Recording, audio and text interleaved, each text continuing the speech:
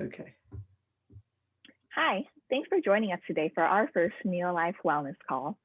Since we haven't been able to gather in person over the past year for events due to obvious reasons, Neolife wanted to find new ways to connect and share information.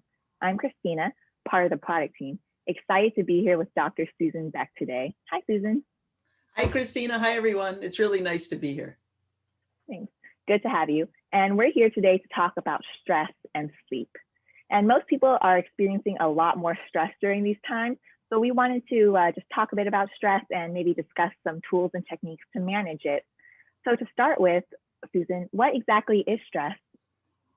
Well, stress is your body's reaction to any physical or psychological challenge. It can cause the body to go out of homeostasis, which is a steady, balanced, optimal state of being. People experience stress as a physical threat, like you almost got into a car accident on the way to work, or it can be psychological, like you're worried about a deadline at work or a test at school, or finances, or kids, or the pandemic. It can be anything. Well, it sounds like there's a lot of reasons to be stressed. So Yeah. what does that stress do to your body? Well, stress can have a positive effect on our body if it's short lived. For example, our stress response came from when we were hunter gatherers and we were either about to kill a lion for food, or if we had really bad luck that day, that lion was about to kill us and we needed to run away fast. When we're in this type of life and death situation, our brain tells our adrenal glands to secrete the stress hormones like adrenaline, which increases our heart rate and raises our blood pressure, and cortisol, which sends sugar into our bloodstream for quick energy. So, in practical terms, this means we funnel our blood supply away from our digestive system because we don't need to worry about digesting food in that minute, and into our legs and arms so we can run faster. Our eyes become dilated so we can take in more information. We breathe more quickly and our heart beats faster so we can get oxygen and blood to our muscles. Well, that sounds very useful for running away from a lion. And you mentioned that those effects are positive short term. But I think it's safe to say that most of the stress we experience nowadays isn't a matter of life or death. And, we feel stressed for longer. So, what happens to that long term chronic stress for us? Yeah, good question. In our hunter gatherer days, when the danger was over and if we were not eaten, then we would recover quickly and return back to homeostasis. But in our modern world, as we all know, if we're constantly worrying or we're constantly in a stressful situation, then our body thinks we're still in a life or death situation, which means we're continually secreting stress hormones. And the side effects of having a steady supply of these hormones in our system can be quite damaging. Oh, really? What are some of these side effects long term? Well, chronic stress can cause our DNA to age faster. It can cause chronic inflammation, which then leads to chronic illnesses. It causes the shrinking of the hippocampus in our brain, which is critical for memory and learning. Chronic stress means that we're now at risk for a whole host of chronic illnesses, including high blood pressure, high blood sugar, digestive issues, weight gain, reduced immune function, depression, anxiety. And to make matters worse, we're also at risk of eventually dying from things like heart disease, diabetes, and stroke. And so I know this sounds awful, but there are things we can do to counteract the negative effects of stress. Okay, so if we're not running away from a lion, we want to de-stress.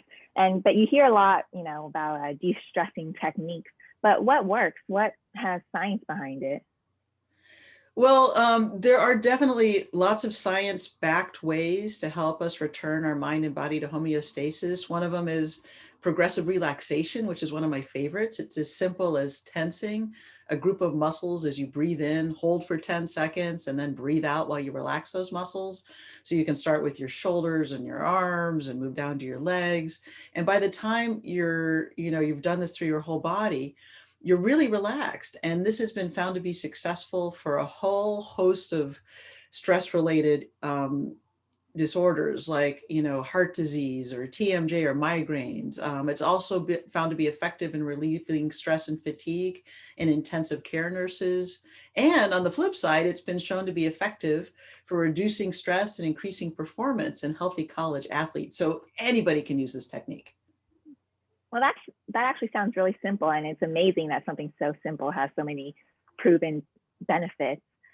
But you also hear a lot about things like meditation. Does that actually work? Yeah, any type of meditation works. Meditation has been shown to reduce blood pressure, help with anxiety and depression, help with insomnia. But for those of us who don't like to sit that much, which I would include myself in that, if people tell me to sit and meditate, it sort of stresses me out. So what I've found is that moving meditation is actually very helpful, like such as walking or swimming or yoga or qigong. Those work well too. Okay, it's great to hear that there's a lot of different techniques, so people can pick and choose what works for them. Is Exactly. there anything else that you can recommend to help de-stress? Deep breathing, even just taking 5 or 10 deep breaths, that not only reduces the effects of stress, but it actually improves cognitive function. We all know exercise of any type is good, ideally for 30 minutes, 3 to 5 times a week. But a lot of us, if we feel like we have to carve out 30 minutes in our day, that actually causes us to feel stressed out. So what science says is if you could take that 30 minutes and break it into 10-minute segments, that helps too, and it's just as effective. Okay, well, I think it's great. I think we can all carve out 10 minutes at a time to just go out and get a little exercise. Because, I do tend to feel better after I, go outside and take a walk or something. Yeah, absolutely. And in fact, there was studies on us just going into nature for 10 minutes, and just 10 minutes of doing nothing else but going outside will help us feel less stressed and help us feel happier. Hmm. So, are there any other important factors that you would recommend to just, keep stress at a minimum? Well, social support, and obviously this is much harder for all of us during COVID, but even talking on the phone or Zoom or texting can help. Social support structures not only are key to reducing stress, but they're really key to health and longevity. Our pets also count as social support too. Well, that is great to hear because I just got this little cutie at Oh the my end goodness, of so last cute. year. I, He is definitely helping me I bet. de-stress. I But yes, bet. it's certainly harder to get, our normal social support during these times. It's good to hear that, Zoom calls and stuff is a valid way to connect. And I definitely feel better after a long day when I, talk to my friends and we can just have a good laugh or something. Yes, and laughter also another thing that's been scientifically proven to help with depression and anxiety and sleep and that kind of thing. Laughter is great. I'm glad there's a scientifically valid reason for me to sit and watch sitcoms after work. Exactly. So something that I notice that happens when I get stressed is that my sleep is affected and I just don't sleep as well. And so the next day after I don't sleep well, I'm even more tired, and that in turn just makes me feel more stressed. So it feels kind of like a vicious cycle. So, what's the link between stress and sleep?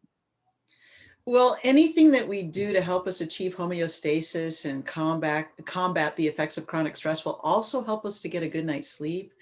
So in addition to using some of the techniques we just talked about, the best way to get a good night's sleep is to help regulate our circadian rhythm by making sure we're exposed to natural sunlight during the day and to complete darkness at night.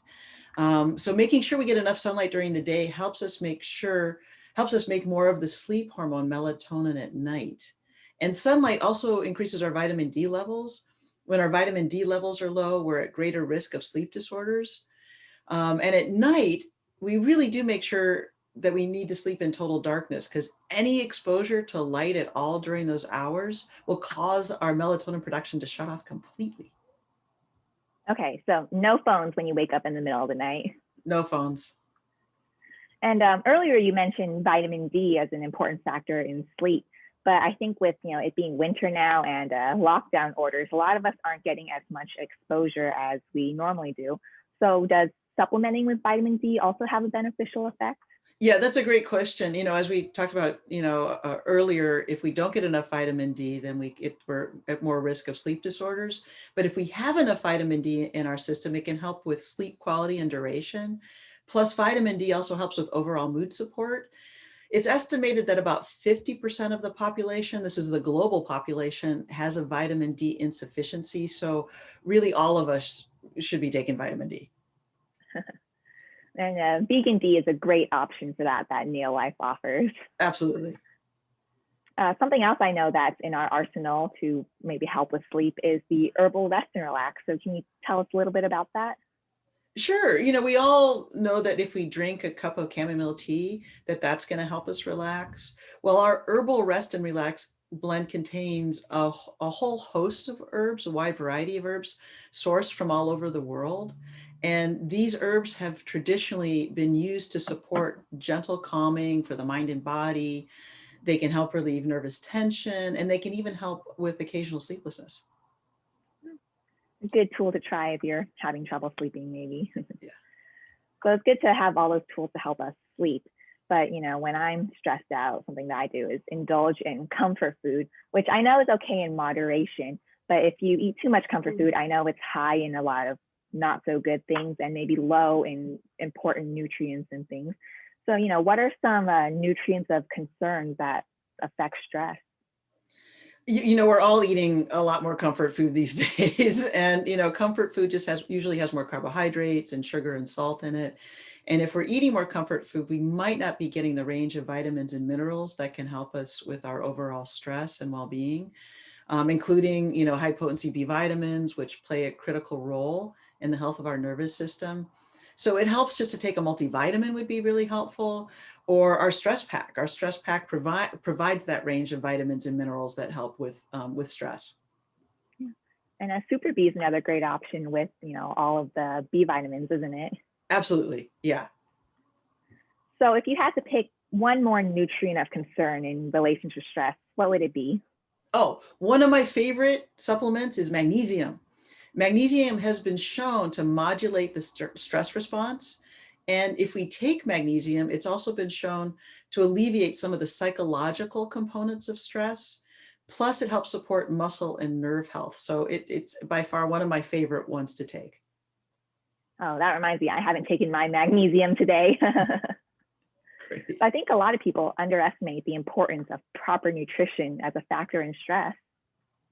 Yeah, I agree. I mean, just to sum up our talk today, if we start to notice that we're constantly feeling stressed, it's great to try just some of the techniques we talked about, even if it's for only a few minutes a day.